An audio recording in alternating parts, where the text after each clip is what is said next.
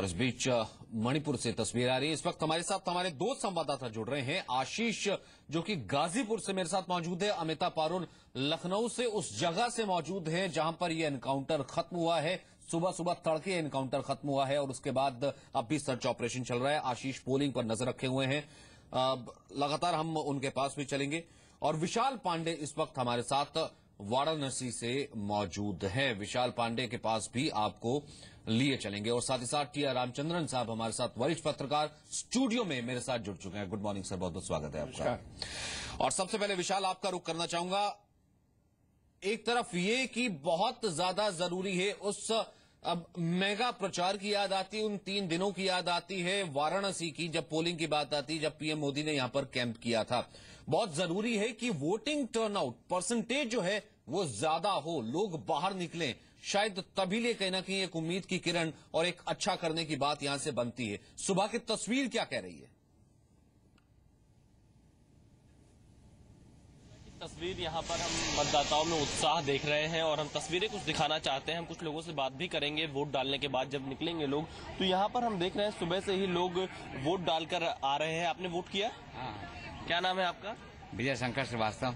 विजय जी, बनारस से क्या मुद्दे रहे? आपके मोहल्ले से लोग निकल रहे हैं वोट डालने के लिए? हाँ, निकल रहे हैं, पूरा निकल रहे हैं, सब लोग निकल रहे हैं। कोई घर ऐसा नहीं बचा जहाँ से वोटर न निकल रहे हों। हाँ। क्या मुद्दे देखे आपने बनारस के? सारे मुद्दे हम लोगों के हैं। सड़क है और सीवर है और नाली है, बिजली है, सारी चीजें हैं। इन सबों को देख करके हम लोग वोट दे रहे हैं। तो देखिए, यहाँ के जो स्थानीय मुद्दे हैं उसको लेकर ये लोग बाहर निकले हैं वोट डालने के लिए। और मैं सुबह 7 बजे से यहाँ पर देख रहा हूँ लगातार मतदाता अपने घरों से निकल रहे हैं, पोलिंग बूथ की तरफ आ रहे हैं। और आपने सही कहा कि वोटिंग परसेंटेज, क्योंकि पिछले 2 चरण में वोटिंग परसेंटेज गिरी है। जितना चौथे चरण तक वोटिंग परसेंटेज उत्तर प्रदेश में रही थी, 5वें और 6ठे चरण में वो काफी डाउन हो गई थी। लेकिन अब इस बार 7वें चरण में हम देख रहे हैं सुबह से ही लोग अपने घरों से निकले हैं। तो वोटिंग परसेंटेज कितना ज्यादा बढ़ता है, इस पर निगाहें रहेंगी। जी, जाहिर सी बात है। आशीष का रुख कर लेते हैं। आशीष, गाजीपुर का इलाका और कम से कम पूर्वांचल की ये सीट है जो कि बीजेपी का बहुत बड़ा यहाँ पर एक से हम यूं कहें कि बीजेपी का बहुत बड़ा दाव इस पर लगा हुआ है, लेकिन त्रिकोणीय मुकाबला है। तस्वीरें सुबह की क्या कह रही हैं? इस वक्त अगर वोटर हम देखें कि निकल करके घर से आ रहा है, वोट डाल रहा है।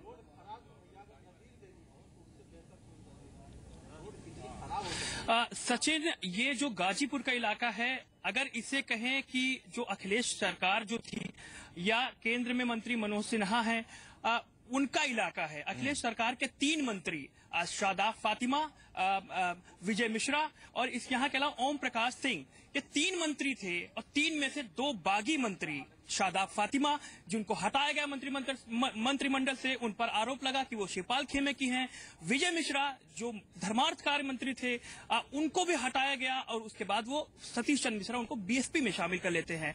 तो ऐसे में जो एसपी सरकार की जो नाक पे दम कर रखा है, जिन 3 मंत्रियों, ये इलाका 3 मंत्री अखिलेश सरकार ने यहाँ से बनाए। यहाँ से 6 एसपी के सांसद चुनकर आए थे 2012 में, माफ कीजिएगा 2012 में।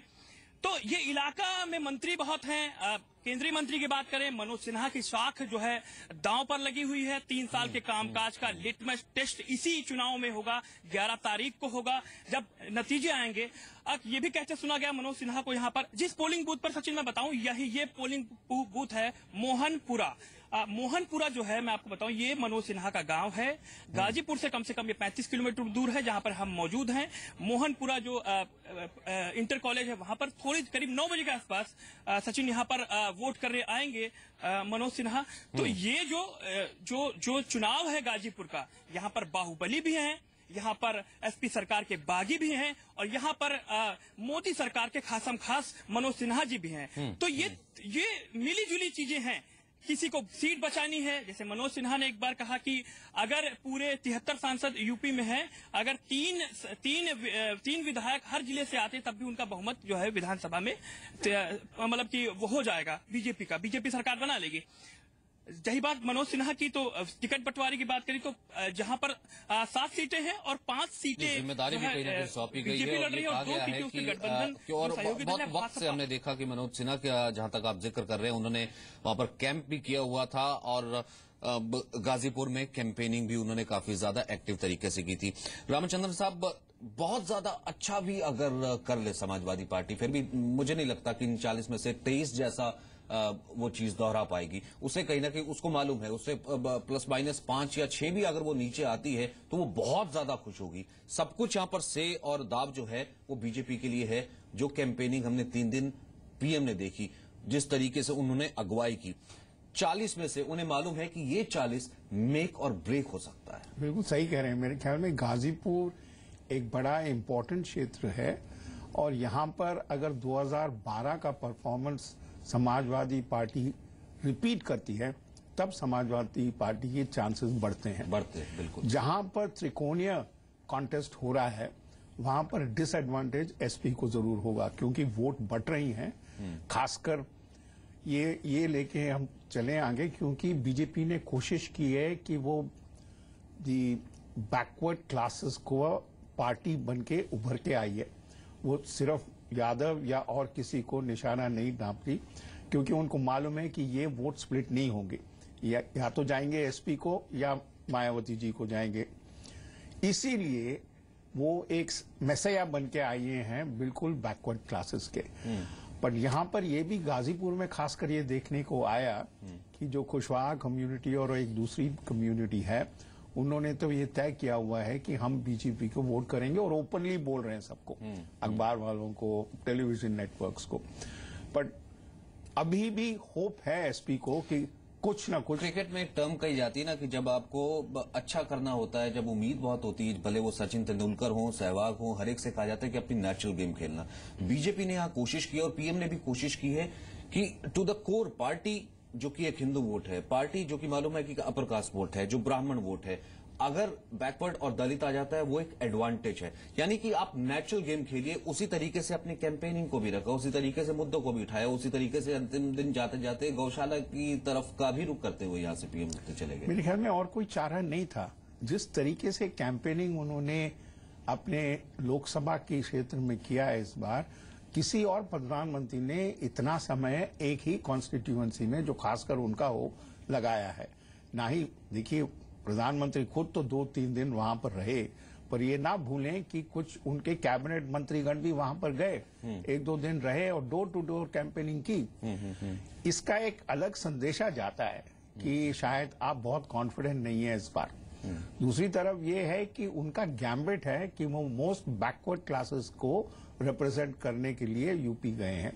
अब देखना पड़ेगा कि ये गैम्बिट उनका कितना काम आता है कि नहीं। इट हैज नो रिलेशन, हालांकि दोनों में आपस में नहीं है, लेकिन अब क्योंकि उत्तर प्रदेश का चुनाव है, अंतिम चरण है, और इस उत्तर प्रदेश की सबसे बड़ी खबर भी है आईएसआईएस वाला जो एनकाउंटर कल हुआ। मैं एक रिलेशन आपसे जरूर इस पे आपका एनालिसिस चाहूंगा, एक वर्ड। लेकिन अमिता पारुल क्योंकि उसी जगह से हमारे साथ मौजूद है, हमारे संवाददाता, एक बार वहां का रुख कर लेते हैं। अमिता, क्या इस वक्त की तस्वीर है और कुछ और इंफॉर्मेशन शेयर कर पाई हैं एजेंसीज या फिर सरकारी सूत्र इस वक्त आधिकारिक तौर पे?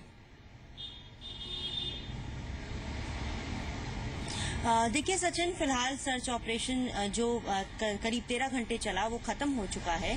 एक आतंकी को एटीएस की और यूपी पुलिस की जो टीमें थी उन्होंने मार गिराया एनकाउंटर में।